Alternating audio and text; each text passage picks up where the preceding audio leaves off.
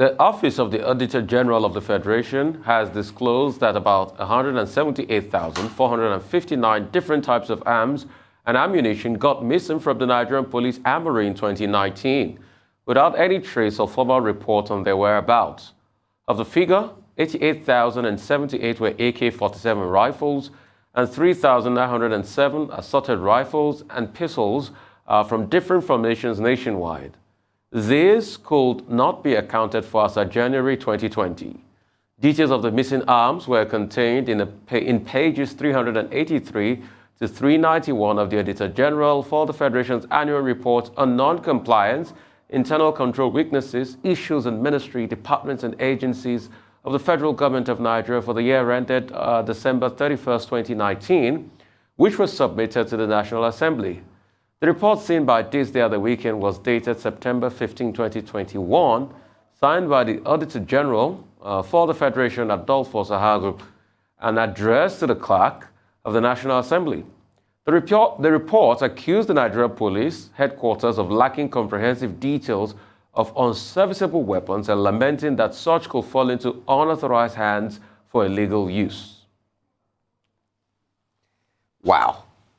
I mean, this is horrendous. It's completely horrific, isn't it? Mm-hmm. If these firearms do fall into the hands of unauthorized members of the public, you can bet that it's going to be used for crimes. Nobody is, stocking up firearms, I don't know, for a picnic. Clearly, something is, sinister is afoot.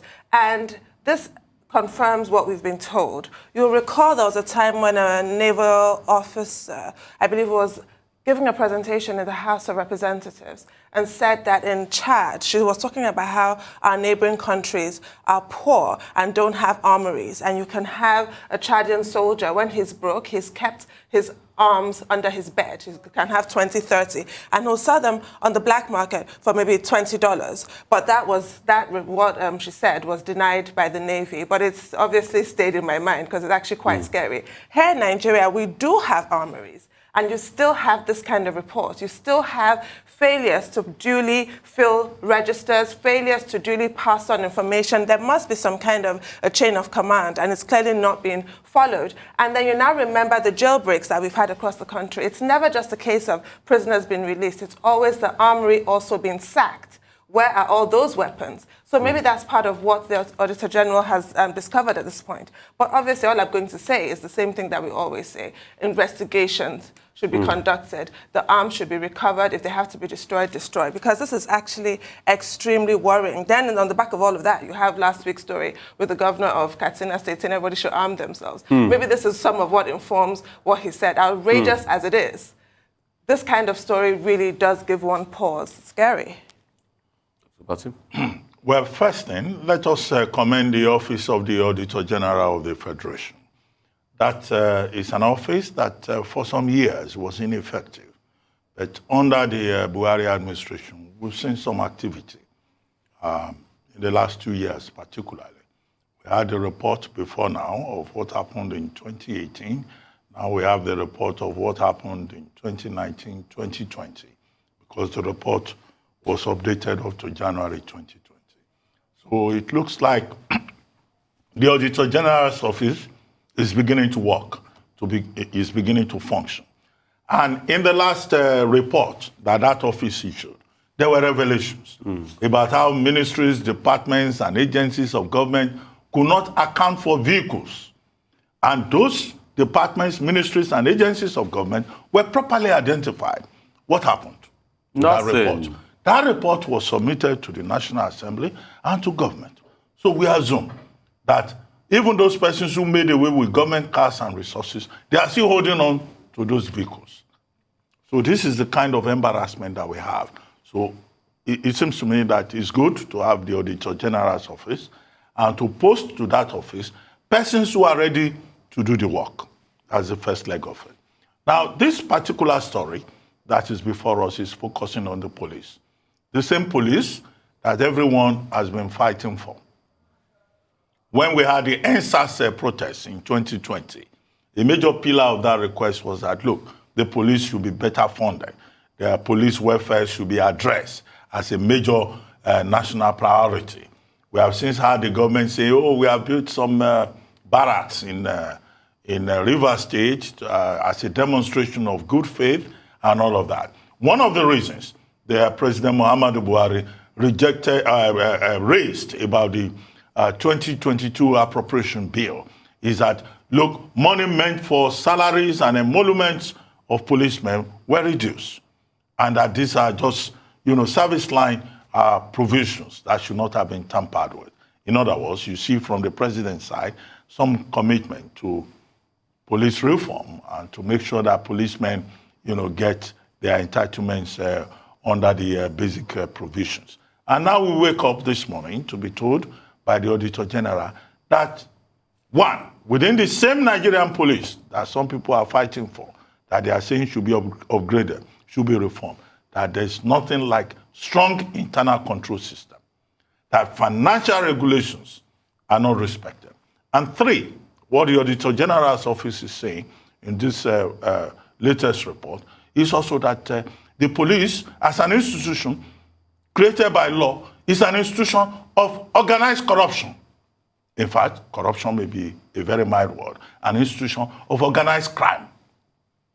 And this should be an embarrassment for everyone, who wears the police uniform, or even for the Inspector General of Police himself. And to hear that arms and ammunition in hundreds of thousands cannot be accounted for, that is scandalous. Where are those arms and ammunition? We have read stories in this country about how armed robbers, all kinds of radical elements, where they have been arrested with rifles bearing AK-47, bearing police number. We have seen persons wearing military uniform, wearing police uniform, engaging in illegal action on the streets of Nigeria, erecting illegal checkpoints. So it is very clear that there is a cell within the Nigerian police that is feeding that criminal extension. And I think it's the biggest embarrassment. The whole world must be scandalized, laughing at us, that Nigeria runs a police system that is full of criminals, that has a direct link with the underground system. And I think that this is something that should be investigated further. If we have this amount of 178,000 firearms missing from police armory, so any doubt about where those arms and ammunition bearing police imprints are coming from.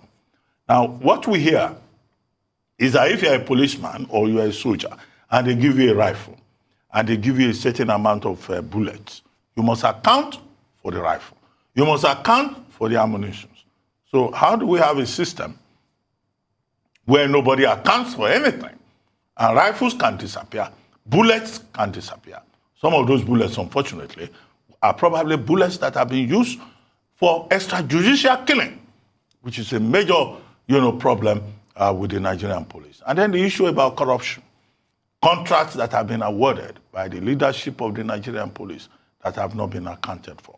Well, the Office of the Auditor General has submitted its report to the National Assembly.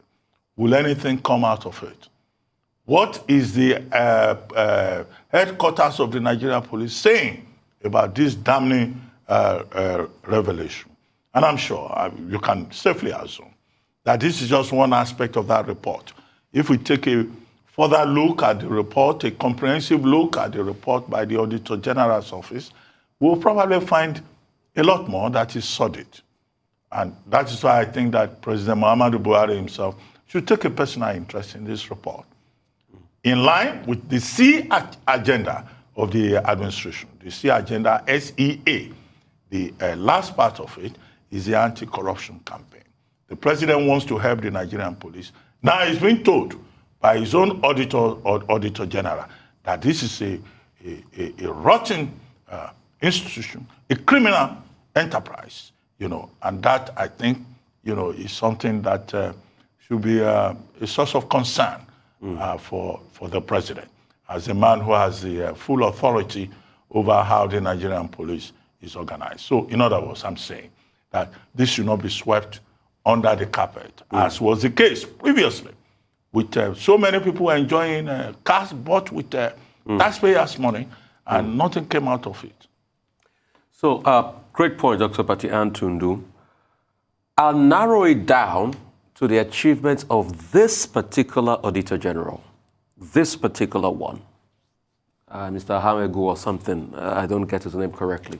This particular Auditor General. Because it was this particular Auditor General that says MDAs cannot remit for 4 trillion. Ministry and departments can't remit for 4 trillion. And he brought out that report, and nothing has been done about that report. Secondly, if you had read the NSAS report, you'd see that the weapons that were taken out that night were signed out for. And in fact, most of the conclusions and inferences were drawn from the Police Weapons and Arms Register. So it is obvious that the police have a mechanism where they sign out for every rifle taken out. If that's the case, how come we cannot account for 178,000 rifles and pistols? The shocking thing is we've got about 350,000 to 400,000 police officers in this country. So what this report is saying is that about half of the rifle stock given to police officers cannot be accounted for. So for every 2 rifles, at least 1 can be accounted for. 3, it is obvious that the problem, apart from the proliferation of small arms, could be that it is this cartel or this cell, as Dr. Abati said, that is perpetrating the proliferation of small arms. Because if there are well over 178,000 police rifles that can't be accounted for in public domain, obviously these arms are in the hands of people. They are in the hands of non-state elements. They are in the hands of non-state actors that are perpetrating crime. So maybe we should start looking inwards into our forces. Maybe we should start looking into the police force. And this report is only the police force. What about the other forces we have that have not been audited? But I'd like to just say, if I may quickly, the report refers to unserviceable firearms. So it might not be 1 and 2 firearms have been stolen. It's firearms that should have been destroyed, but were not. They're unaccounted for. They could still be converted to some and they kind could of still use. be used. Yes, but they're unserviceable. So these firearms, if a firearm is unserviceable, you're supposed to destroy it. Yes. But for the fact that they've not been destroyed, they just disappeared. That's just it. And I think they should also take an audit of the stock of arms we have as we speak today. Let's even know what we're dealing with. And I think forthwith, the Attorney General's report should be out in public domain every time. The Auditor General report should be out in public domain. It should be something that the Auditor General should call on us in the media to help project this report, because there's a lot of things we need to know. And the Auditor General is the ombudsman of the executive. And there are so many things Nigerians need to know about how their money is being spent. Look at what the Auditor General's report about the Ministry of Agriculture. Yes. 48 billion. 48 billion. So we should have more of those reports. That was in the last report. That was in the last report. We should have more of those reports. Look, the issue is this. There's a book. I don't remember the author now. When Government Breaks the Law. That's the title of the book. Maybe I'll remember. What we have in Nigeria is a situation whereby government breaks the law routinely. So if government is consistently breaking the law, how do you expect the people themselves to respect the rule of law? So we are faced here with not just a moral turpitude, but also a legal conundrum. If you have the police, being accused directly of not being accountable, of not being able to protect his own property. It's shocking. Because if you are talking about rifles, you are talking about bullets, those are raw materials. It's like somebody telling me I can't protect my pen. The pen. It's on me, 24 hours. Okay? And then, what kind of police then do we have? So this is the dilemma. If the government cannot protect you, and then you find Nigerians resorting to self-help. And so that's why this audit should even go beyond a report. It should go further in terms of how institutions are organized. Dr. Bati, please, can I ask, is it something that the Police Service Commission can pick up? and investigate further, or is only disciplinary measures they investigate? Well, the Police Service Commission is only into discipline also. Just discipline. Disciplinary, oversight, promotions and appointments. So is it only that? Yeah, well, this is a matter of discipline. Yeah, so if policemen are going... I think the Police Service Commission should be asking questions here. And there's another dimension that you raised, how we'll look ridiculous as a country. Just when in recent years, I believe in the last 3-4 years, Interpol has increased the information that's shared with the Nigerian authorities, Nigerian police. They'll read a report like this and then what? And intelligence sharing is crucial at a time like this. We've always talked about the role of intelligence in fighting, the crimes, and we haven't got a clue apparently in Nigeria. So we need help internationally. Will Interpol react to this kind of report? Because something has to be done. Because my fear, Dr. Pati Antundu, is this. The Auditor General is doing a good job. Permit me to say, a yeoman's job by putting out all these reports. But we are not acting on it. No. Till today, the report about 4 trillion that can't be accounted for by the MDAs, nothing has been done. That report has been forgotten. You talked about the Greek report. Nothing has been done. We're talking about this today now. Will anything be done? Will anything be done? We also, our ICPC followed some lawmakers as regards constituency project money. We've not heard the end of that report. Anyway, that's Nigeria for you. But somebody has sent me a text now, I'm sure a friend of the Nigerian police, say what we may be dealing with may be the undersupply of these weapons, and that perhaps what the Auditor General is looking at is the fact that the numbers do not quite align in terms of what should be in stock and what was supplied. Nigerians always have an explanation for everything. But whatever it is, what we're asking for basically is further investigation. And Nigerians need to know the truth. And if there have been omissions on the part of the Nigeria police, all of these omissions should be investigated. And the Inspector General of Police should not play possum on this matter. I think we'd like to know, do we have a lawful, a law-abiding police institution that is supposed to uphold the rule of law, or we have policemen who are no different from the same people, the same criminals they're supposed to protect? That, for me, is a question. All right, that's all on News Headline. We'll take a short break. When we return, we'll have Rotu Sudiri, Adesu Amara to give us updates on Africa business and COVID-19 activities across the globe. Stay with us.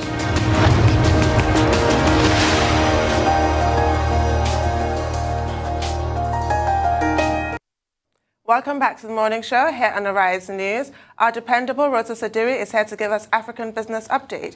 Good morning. Morning. Happy New Year. Happy New Year. Tundu, Rufai, Doctor, our viewers. So New Year, same problems. We start with Nigeria. The organized private sector says, in fact, it's on the front page of today's This Day newspaper, which everybody should definitely read. They say, strong language, saying that the ports are war, right, when it comes to bringing in goods into the country. Organized private sector has appealed to the federal government, one, that the customs should no longer be a revenue-generating agency. I'm very curious to hear from you all what you think about that, because you're going to pay duties regardless, so whether you recognize them as a revenue-generating agency or not. Not sure how that impacts things. However, that's one of the things they want them to do. I guess they want them to focus more on efficiency rather than generating revenue. They also said that the federal government should rapidly improve industrialization in order to improve the transit of goods through the ports. But we already tried that, didn't we? There was the whole, ETO situation, but that doesn't seem to work. I don't know. It just seems to be a massive human element here that's affecting things. President Buhari, we talked about this last week. He met a delegation from the organized private sector in the Villa, Aso Rock, promised to allocate more foreign exchange to them. They brought that up again. It's in the article today saying that, listen, they said the federal government should prioritize the manufacturing sector when it comes to allocation of foreign exchange, because they need to bring in more equipment, which then breaks up the conversation around Nigeria being able to make its own equipment and being able to rely less on imports. So look, it's the it's the same Same old story that we still continue to deal with respect to the ports, bringing in goods. You know about the cost of bringing in a container from China to Nigeria versus moving it from the ports to a different part of the country. And so those challenges still remain. And, well, the organized private sector has made their thoughts known as to what needs to be done. We move to Kenya. And inflation has fallen to, well, decelerated to 5.7%. This is the lowest inflation figure year on year in Kenya since April. April was at 5.78%. One of the reasons why inflation decelerated in Kenya was a reduction in the cost of food, beverages, and also fuel. But here's an interesting thing. Kenya, for the last 2 months, in November and December, has been subsidizing fuel. The EPRA, the Energy and Petroleum Regulatory Authority in Kenya, has kept prices down in order to try to assist the population. So the landing cost of diesel, the landing cost of petrol, they have all increased, I think, about 6-7% or so. But fuel prices have stayed constant.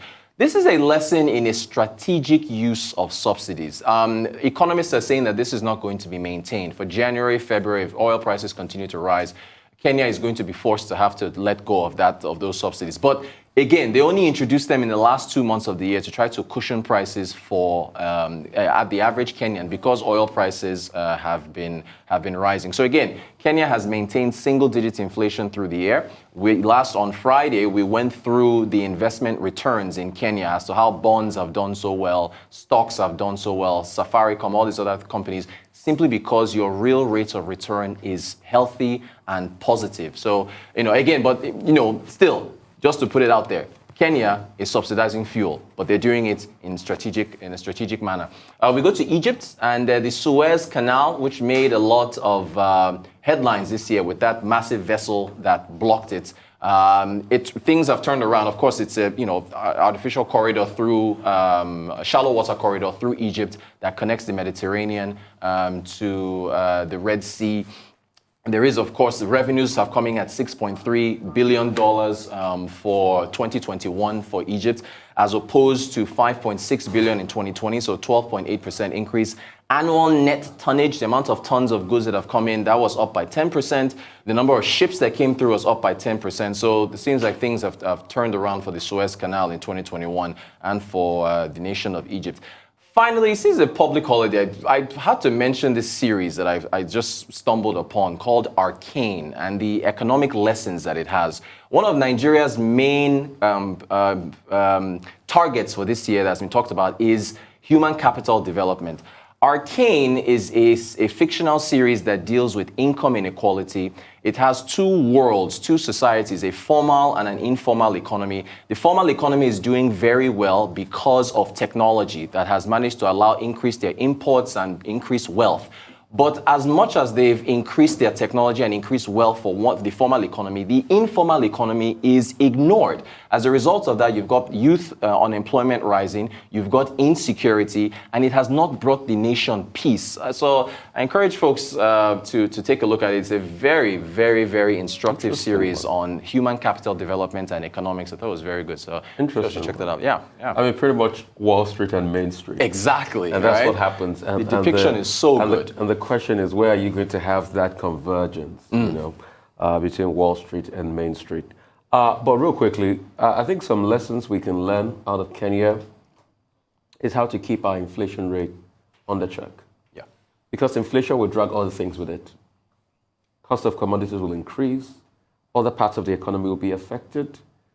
As we look forward in the new year, they're saying maybe the first 6 months subsidy might be pulled out. That will bring with it inflationary pressures. Prior to this time, I keep repeating the point that the inflation we had was do it yourself. Right. Borders. The border closure was not properly thought through. Yeah. We didn't do a case scenario about the actions we took as regards the border. So we should ask ourselves questions, and we should go back and learn from countries like Kenya, from countries like Ghana that are keeping inflation rate single digit. And they're striving so hard to keep it that way. Well, Ghana is at 10%, so it just recently touched double. Yeah, but it's been single. 10%. Yeah, right. Yeah, but it's been single for the long time. It has. So the lessons we can learn is really important. Also, in fighting inflation, let's also look at our ports. People complain that it's so difficult to clear products at the port. Yeah. You see, there is nothing wrong with ATO. It is just the human element. Why is that same port that is so difficult to clear products from? Whenever the president visits, everywhere is cleared. It's all, So it just shows that people can do the right thing, but because they're benefiting, and they don't want to pull out the levers. And that's where leadership comes to play. So is it about the interest of a few set of people or the interest of a collective? Because most of the products and commodities we consume, we still like those elitist goods. They're coming through the port system. The demurrage and the time spent at the ports will obviously increase the prices. And it has a knock-on effect. It does. And at the same time, the state of our currency. I mean, you saw what happened over the weekend to our currency.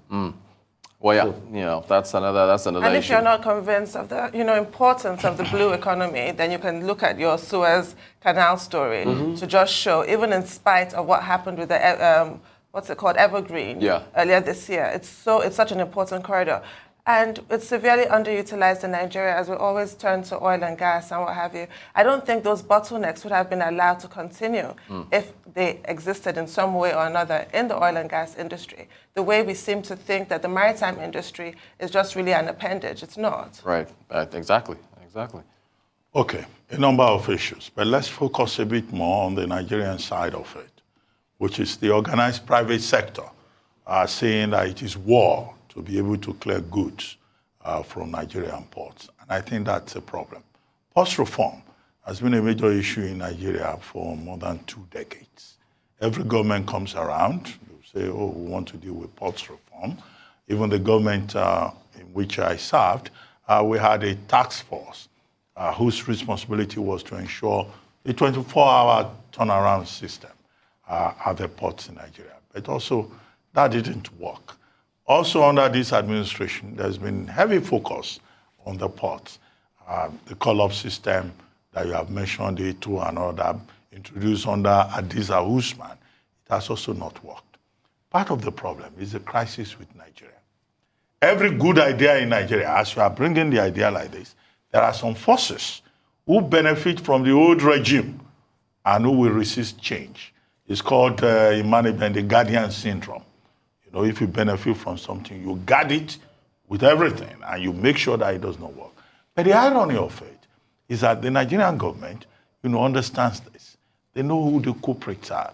They know the process, the forces, the cartels, the mafia groups that do not want, progress or change or reform.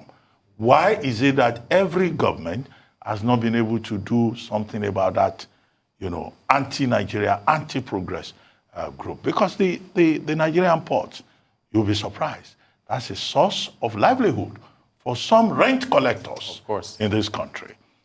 I'm sure in government, wardrobes, there are reports in that regard, and you'll be shocked what some of those reports will reveal. But I'm not in a position, even if I've seen any of those reports, to come and cause problem on television. It's not everything a hunter sees in the forest that he talks about when he gets back home. So that's the major problem we have. But the organized private sector is asking for other things. They are talking about Forex, right? Which is the big issue that everyone has been talking about, including the Bretton Woods institutions. The Bretton Woods institutions have been asking for a unified exchange rate system in Nigeria.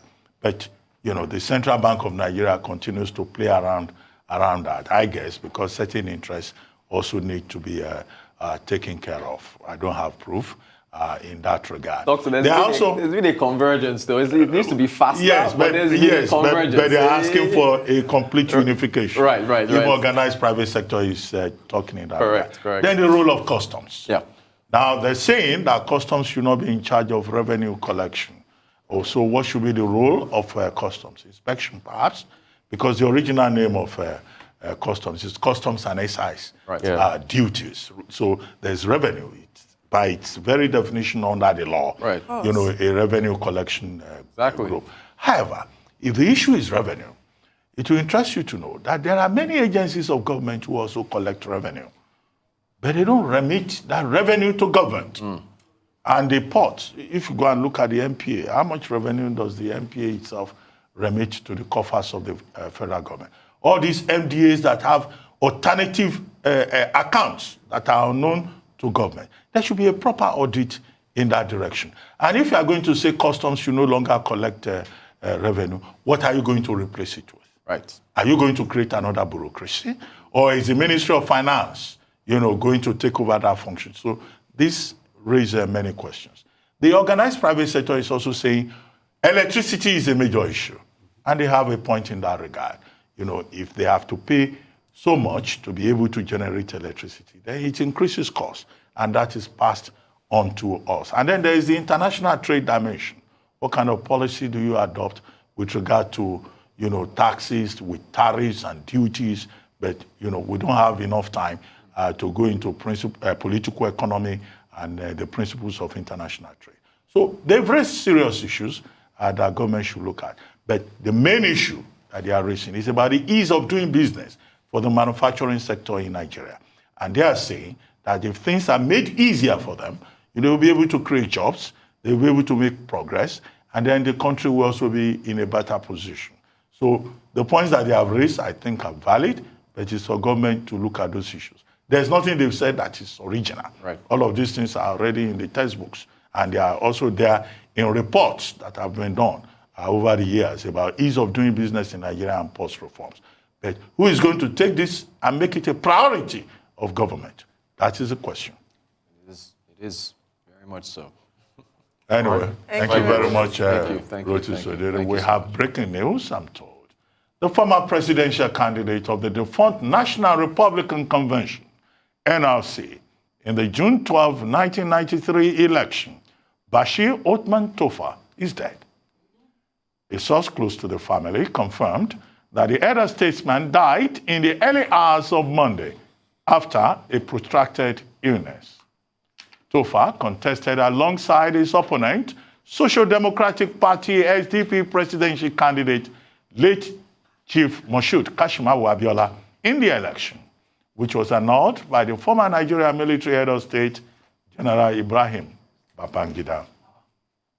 Well, we condole with the people of Kano State and the Tofa family on the passing of Alhaji Bashir Tofa, 1947 to 2022.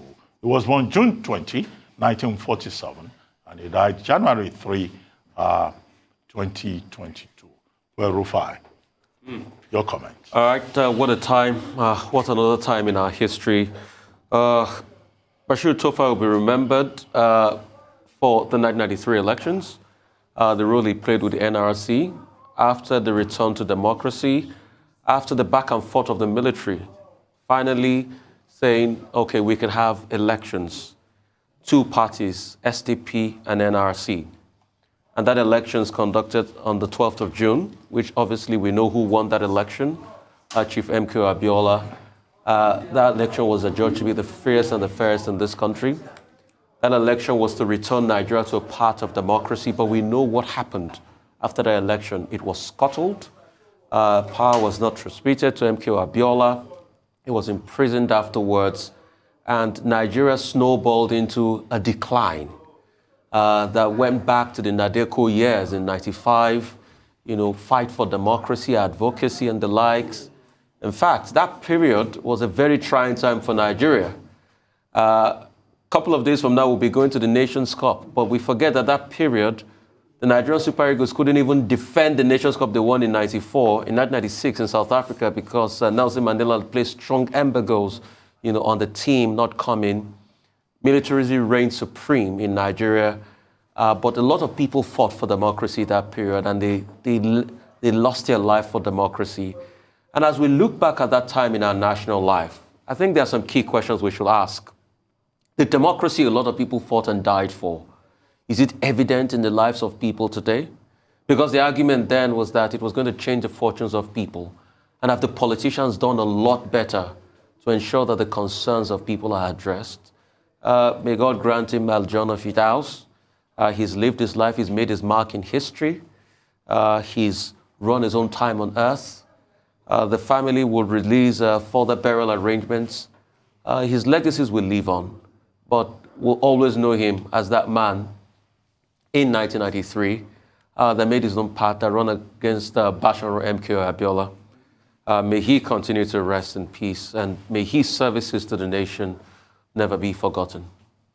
Well, Tunu, do you want to make a comment, or you want me to? Yes, of course. Yes. I just want to, offer our condolences to the Tofa family, and like you said, pray for the eternal repose of his soul. He remained very much in the public eye and would always make his own contributions as an elder statesman, which is he had the privilege of becoming, unlike some who did not live very long lives. But I recall him most recently chiming in or weighing in quite stridently, actually, on that issue of the attacks on Fulanis in the Southwest and the calls in certain quarters for Fulanis to be expelled from the Southwest. And he spoke up in defense of his people. But also, I just want to I imagine what was trying to express was the importance of unity in Nigeria and the right of all Nigerians to live, settle, work in any part of the country, which we all must accept as truth. That must be sacred. And from that point of view, I'd say that he was being responsible in preaching a message of unity. And may his soul rest in perfect peace. Yes, I agree with you. And our condolences, as I said, with the people of that King Tofa local government council area of Kano State. He was a Kanuri Muslim, but he lived his entire life and was associated with Kano. Was known, for his association with that community. And he ended up emerging as one of the major symbols from the Kano community. But there's no doubt that in Nigerian history, he will be remembered as that man who was the major opponent on the platform of the NRC in the 1993 presidential election to the late Bashir MKO Abiola, who was in that election on the platform of the Social Democratic Party, SDP, and who eventually won that election, which was then annulled by the military government. So whenever the history of the June 12, 1993 debacle is written, there will be no doubt whatsoever that the name of Alhaji Bashir Tofa will continue to feature prominently in that regard. After that election, it was quiet. He didn't quite, play any major role in Nigerian history again, except as a statesman. But before 1993 presidential election, when he contested on the platform of the NRC, he had in fact been a councillor much earlier, in the Dakin Tofa local government council area in Kano State. And in 1977, he was a member of the Constituent Assembly of Nigeria. So he was part of the process of the production of the 1979 Constitution. Originally, he was an insurer. He worked with the Royal Exchange Insurance Company. And then, of course, he was also on the side a businessman. He was also involved in oil investments. But his significance will be the role that he played in that 1993 election, and subsequently as a statesman who, as Tundu pointed out, defended and supported the idea of a national unity. His place in Nigerian history, as defined, is already assured. So, well, finally, our condolences. Yes. All right, for updates on COVID-19 pandemic, Adesuwa Moro is here with us. Adesuwa, good morning, great to have you. Good morning, Rufai. Happy New Year. Good morning, Tundu, and welcome back, Dr. Abati. Great to see you again. Thank you, Adesuwa. Still waiting for that gist. Beyond being the queen of Edo. Yes, no gist, Dr. Abati. Because I see you've been radiating. There's a glow around you. I want to know what's going on. It's the glow of the new year. And staying safe from COVID. Well, several countries ushered in 2022 with exponential surge in COVID-19 cases, but compared with what they were this time last year in 2021. However, the fatality rate remains the silver lining of the COVID-19 surge, fueled by the highly transmissible Omicron variant. And of course, experts suggest that the low fatality rate we are witnessing can be attributed to the high vaccination coverage in those countries where we are seeing the very high numbers coming in. So far, over 290 million infections have been recorded since the pandemic started and was declared by the WHO, with at least 5.4 million casualties at the moment. And 9.1 billion doses of vaccines have been administered globally, about a year since the first vaccine was administered on an individual. Well, let's take a look at the numbers here in Nigeria. In the last 24 hours, the Nigeria Center for Disease Control, the NCDC, says the country reported 573 new infections and 6 COVID-19 related deaths. Well, vaccination update, data according to the NPHCDA shows at least 10.5 million eligible Nigerians of the targeted population have received a dose of vaccines available, and about 4.5 million of those have been fully vaccinated. Well, a comprehensive data, if we have the slide on your screen, now shows that all states and the Federal Capital Territory, except for Imo, Kogi, Kwara, Niger, and Sokoto states, have commenced the administration of booster jabs. If you look at that data, it shows that Kano State has administered over 24,000 booster jabs. It's the highest so far. It's quickly followed by Lagos State with 13,000 booster jabs. Nigeria hopes to fully vaccinate 50% of its targeted population by the end of this month. That's a very tall order when you look at where we currently stand at 4.1% full vaccination. Well, to other stories in Nigeria, henceforth, every visitor to the seat of power here in Abuja, Aso Villa, not just those seeing the president, is now required to do a rapid test at the gate. That's according to the presidential spokesperson, Bashir, who himself just recovered from the virus. He says the kits are freely issued, so no one is required to make payment for them. He says it's a purely temporary arrangement in view of recent spike in cases and will be removed any moment the situation abates. Although he also says some exemptions have been made for some leaders. He says few leaders in government who come from outside the villa, exemptions have been made for them, but he did not mention the category of the leaders these exemptions have been made for. But he says they are encouraged to also get tested before they visit. And over the weekend, the Lagos State government says it has identified and now communicating with over 6,000 passengers, inbound passengers who are suspected to have breached the COVID-19 travel guidelines. The government also said in response to this civil disobedience, it activated a mobile court for defaulters of mandatory COVID-19 testing for travelers, peddlers of fake certificates, and persons refusing to isolate on arrival in the country. The mobile court was set up December 14th. Well, away from Nigeria very quickly, almost 2 years after, schools, bars, nightclubs are set to reopen in the East African nation of Uganda. President Yoweri Museveni announced the plans during a national broadcast. He said this decision was based on the rising vaccination rates in the country. It was only in September last year some measures were eased in Uganda, including allowing the resumption of education for universities and other post-secondary institutions. So children in Uganda are just about to resume almost 2 years after.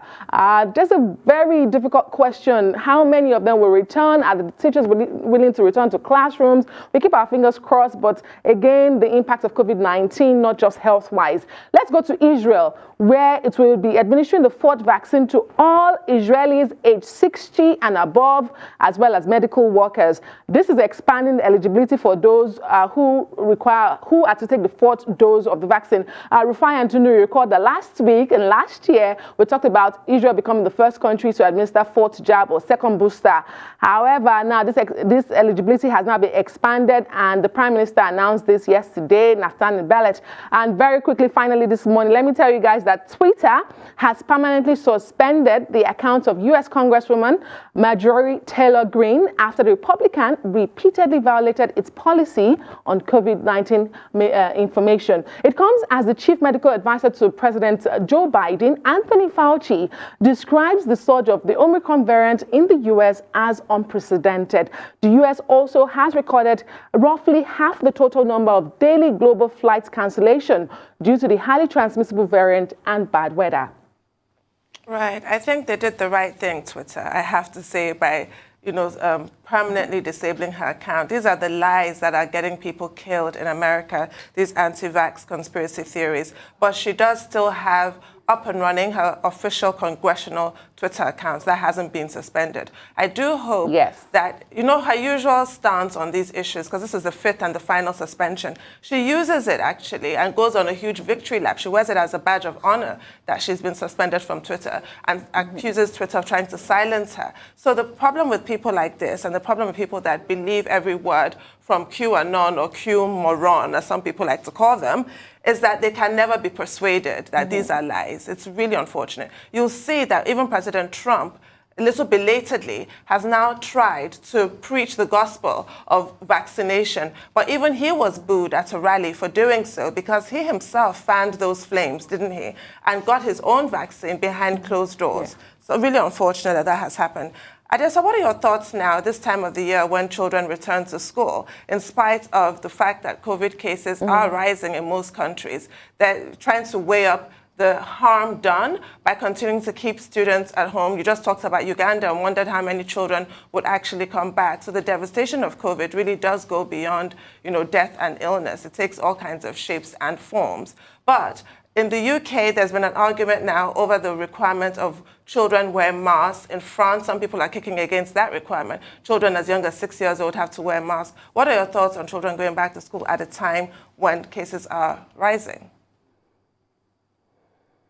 I think the question to know is how long are we going to put a pause on our lives? As many countries are beginning to think otherwise, we have to begin to look for ways to live with the virus, especially as, thankfully, scientists are saying, this newest variant, Omicron, is highly transmissible, however, less severe. So we have to begin to strike a balance. How long do we remain, being careful? I think the key is to get more people vaccinated and put all the non-pharmaceutical protocols in place. Hopefully they are adhered to so that we can move on with our lives responsibly and safely.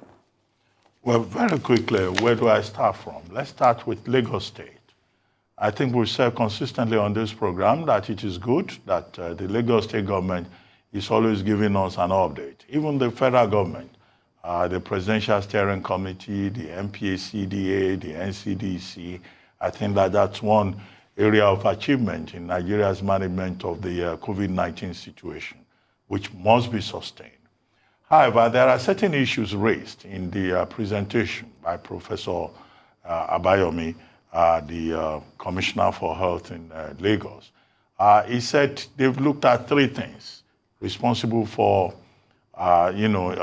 case rise in case positivity in Lagos. One, during seasons, maybe summer vacations, when there is an inbound of a lot of people, when there is an upsurge in cases in Europe, in the UK and South Africa, where many travelers come from into Nigeria. And then 3, non-compliance with COVID-19 guidelines and protocols by the Lagos State government and the federal government. I think the 3rd point that the commissioner raised is probably the most critical. You'll find in Nigeria, people not just respecting the protocols or the guidelines. And that, in part, is responsible for the 4th wave, despite the assurance by the Commissioner for Health in Lagos State that measures were introduced, like the mobile courts, and as a result of that, there was a decline between December 21 and December 28. Look, we have reached a situation in Nigeria where I think people are tired of COVID-19, and they don't seem to care anymore. And even the Nigerian government itself has dropped the ball. If you look at the kind of protocols in other countries, go to Ghana, 40 minutes away. You can't enter Ghana without taking a COVID test. It doesn't matter who you are. They can keep you at the airport for 4 or 5 hours until that report comes out. If you test negative, you are allowed to go in. If you test positive, you are going into quarantine. You will be escorted into quarantine. And you cannot leave the country without taking another test. But in Nigeria, I think that we've not firmed up the protocol in terms of how we, we control egress in and egress out of the country at the various borders. And these persons who are not accounted for, who run away, according to the report by Professor Akin Abayomi. Look, Nigeria seems to be more interested in collecting money for COVID tests on behalf of the various testing units. Whereas what we need to do is we need to be more determined about who comes in and who goes out. If you leave it to day 2, day 7, yes, once the persons have entered the country, whether they are Nigerians or foreigners, they don't feel any compulsion to go and do any test thereafter. And what system do we have in place? In fact, if you go to the Nigerian airports, even the airport protocol itself encourages the spread of either Omicron or whatever variant, because the place is congested and there is no order. What we're seeing on the screen is not exactly the reality. And maybe we should investigate that to find out. So there are areas of omission, even with the way the Nigerian government manages the situation. And I think the Lagos state government can't take the decision that, look, if you are coming to Lagos, this is what the Lagos state government wants. So the state government itself needs to be more intentional in trying to prevent, an upsurge in case positivity, borrowing a phrase from the commissioner himself. In Uganda, yes, schools in Uganda have been shut down for about 2 years. And now the government is saying we will have a staggered reopening of the economy, from schools to pubs and bars and restaurants. But what I take away from President Museveni's statement is the fact that, look, if there's any sharp rise in the prevalence ratio in Uganda, then certain sectors will have to be shut down. But again, he was saying in his New Year speech that citizens should take personal responsibility. Well, we don't see too many citizens taking personal responsibility, either in Europe or in Africa. So what should governments do to ensure that people take that personal responsibility? Israel, yes, fourth jab. Well, I read a report somewhere. Some people are saying that the way we're going with Omicron and with this COVID, we may in fact get to the level of 12 jabs, booster jabs. But Israel has been ahead in many respects. Israel was the first country to introduce a 24-hour vaccination program. It's also now the first country to introduce the fourth jab. But the moral dilemma that Israel needs to deal with is, what has it done with neighboring Palestinian territory that it continues to deny access to COVID-19 vaccines. Finally, Marjorie Green, the conspiracy theorists representing Georgia, Republican Party, in the House of Representatives. Even the House of Representatives is embarrassed by her behavior. Mitch McConnell, the Republican leader, has had to describe her activities as a cancer at the heart of the Republican Party. And she seems, as Tundun pointed out, to enjoy the notoriety. But I think Twitter in this particular regard has acted well, because in March, Twitter introduced what they call the strike system. Under the strike system, they had this artificial intelligence system, so that if you promote infodemic, which is a major problem with the COVID-19 management protocol globally, then of course you get a strike, maybe for a week. If you do it the fourth time, for a month, and then if you do it the fifth time, you get struck out, tossed permanently. So just as Marjorie Green, Representative Marjorie Green, is a problem to Twitter, she's also a problem to our party. The leadership of the Republican Party has had to toss her out of 3 different committees: Labor, Education, and the Budget Committee, because of her contrarian attitude. So you see, just as we have these problematic lawmakers in Nigeria, we have them elsewhere here, elsewhere too. But the issue is, in some other places, they get called out, they get dealt with, and nobody talks about ethnicity, tribalism, religion, all those usual, things we talk about in Nigeria. So I'm really excited what was done to Marjorie Green, but the truth has to be said, she still represents a tribe of some people in the Republican Party that believe in the hard right, that believe no to vaccines and all of that. And that tribe is rife. Yeah, Twitter can do one step further to cut the oxygen, but there are a lot of anti-vaxxers out there that are even bigger influencers than Major Green. One of them is, I think one of, was it Rihanna or Cardi B that talked about somebody got the vaccine and it promoted infertility. So people like that, there's some other Nicki Minaj, yeah. That talked about that. And there's some other celebrities that wouldn't take the vaccine that have gone on social media to encourage people not to take the vaccine. So I think what Twitter should do is have that big brush across all and wipe them all out. You know, if they violate the strike system, every group needs to have a community. We cannot spread the infodemic, because what is the most disastrous thing in all of this is the infodemic. And that's why we've not fought COVID effectively. There's still millions of people that are not taking the vaccines. Not that they don't have access to the vaccines, but they'll say, oh, I'm not taking the vaccines because XYZ said that. I mean, for good measures, too, there's a guy called InfoWars, you know, on social media, on YouTube and the likes, big conspiracy theorist. You know, I think if people like InfoWars too are dealt with, then we can start having people take the vaccine. Because in this grand argument, there is a conversation we can have. And let's put the facts out there. The empirical proof that vaccines work. The empirical proof that it cuts hospitalization time. That we cannot argue. The science is there, the data is there, there are randomized trials, there are holistic trials as regards that. How it cuts, you know, hospitalization. And when you even look at the deaths, people that had Omicron, to a large extent, a lot of people that haven't taken the vaccine were greatly affected by Omicron. So it shows you that this works. So there's a science to it, there's a fact to it. I know there are different opinions, but once your opinion is being confronted by fact, I think it's best you take it.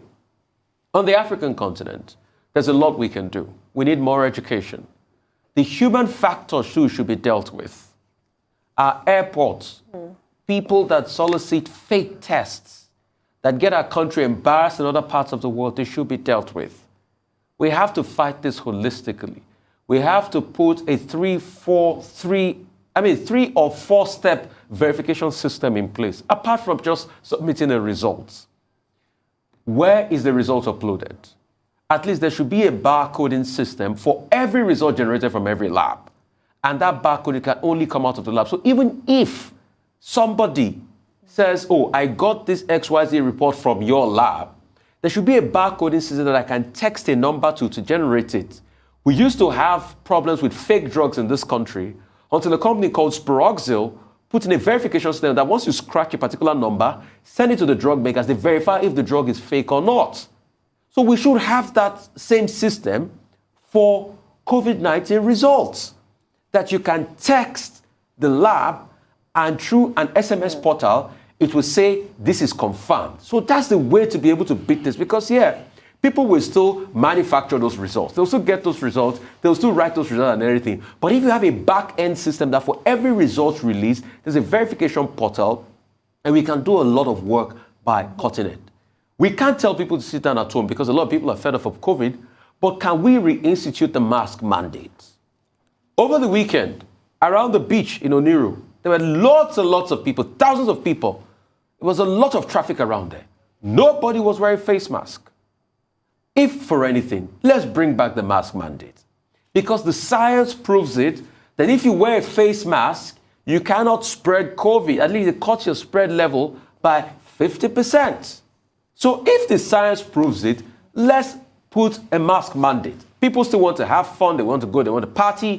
Let's put a mask mandate in place. Well, the mask mandate didn't go anywhere, Rufai. It's just not being adhered to by people. And the law enforcement, which the PSA, the Presidential Steering Committee on COVID-19, instructed to enforce it, haven't been doing just that. Mask mandates went nowhere. So it's still in place. If you are not enforcing something at this one, it looks like as though it's not in place. So that's why I feel the mask mandate is not in place, because nobody enforces it. Nobody enforces it. And then, except you have to start putting penalties in place that if you don't wear your face mask, you get XYZ, you get a penalty for it, then nothing will be done. We can beat this. We're at the beginning of the end of COVID.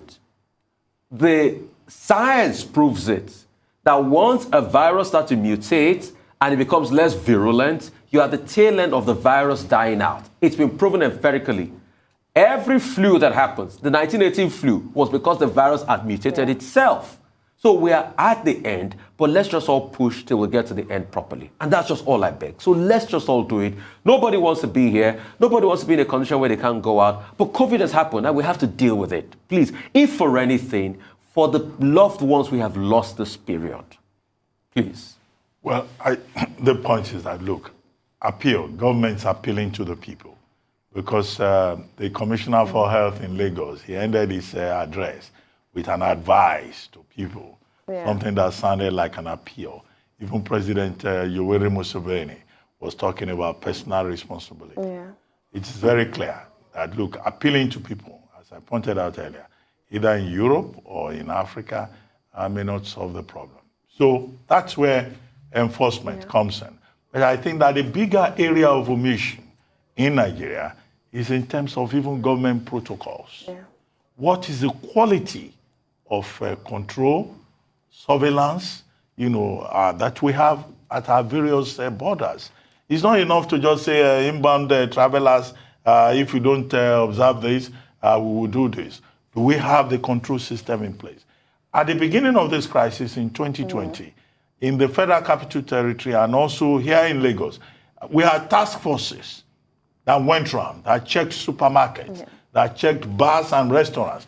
Those task forces have disappeared. I'm sure even members of those task forces no longer wear any mask or observe any protocol. So government must play its part. And if the truth must be said, the average Nigerian believes that this whole COVID thing as managed in Nigeria is an opportunity for some people to make money, to make profit.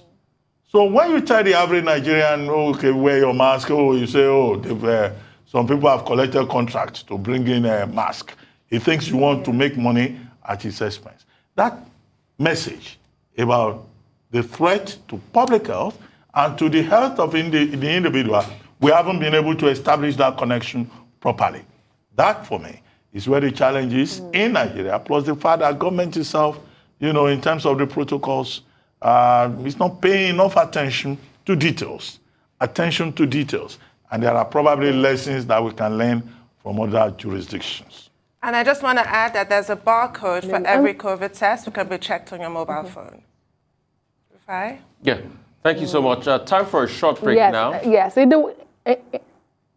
Yeah, you want to say something? Guys. We'll see you tomorrow. Yeah.